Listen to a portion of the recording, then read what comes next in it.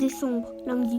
J'ai toujours cru que je voulais être riche et célèbre, mais je commence de me demander si la célébrité et la fortune valent la peine qu'on se décarasse autant. Ça doit être super d'être connu parce qu'on vous traite comme un rockstar, qu'un nom tout en haut de l'affiche.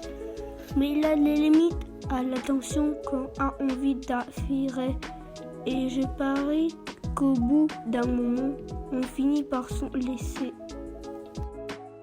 Quand on est une star, on ne peut pas simplement appuyer sur pause dès que ça devient pénible. Et ça ne doit pas être marrant d'être tout le temps assailli pour signer les autographes et faire des selfies. Dès qu'on devient célèbre, on ne peut même plus s'occuper de ses affaires personnelles sans que les gens se découvrent et en parlant sur les réseaux sociaux. Et quand on sort en public, il y a toujours quelqu'un pour vous prendre en photo quand vous n'êtes pas au top. En plus, chacun a ce sentiment d'avoir le droit de connaître tous les détails de votre vie sentimentale, ce qui ne doit pas être très marrant non plus. Et puis, on ne sait jamais à ce que fier quand on est célèbre. Vos proches eux-mêmes seraient prêts à déballer toute votre ligne sale si on y met le prix.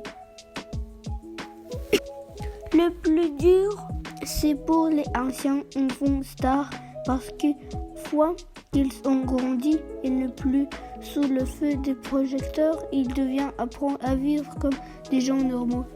Et je suis certain que ça n'est pas amusant du tout d'avoir été célèbre.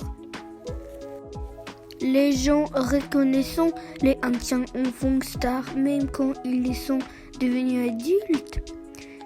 Et j'aimerais bien pouvoir profiter d'un repas et famille dans un restaurant sans me faire harceler par les fans.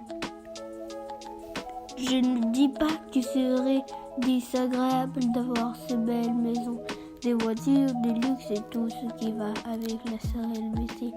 Mais je ne suis pas prêt à tirer les mauvais sorts de la notoriété. C'est pour ça que c'est du général d'être pote avec quelqu'un de connu. On profite tous les avantages de la célébrité dont on subit des inconvénients.